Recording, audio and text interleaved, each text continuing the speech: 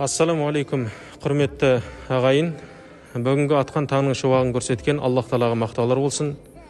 Бүгін міне Абзал бауырымыз мешітке арнайы ниет етіп келіп, осыдан бір ай бұрын Абзал бауырымыздың Жаманқұл ұлы Найзағали атты әкесі өмірден өткен екен.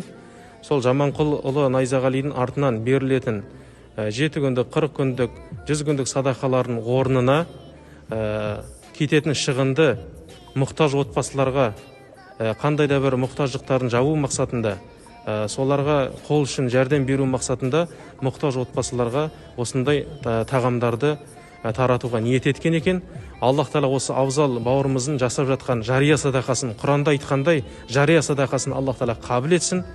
Және осы Абзал бауырымызбенен бірге ат салысып отырған және де Сұлтан дүкеніне де Аллах Тағала жақсылық беріп, Аллах Тағала сіздерге береке берсін дегім келеді.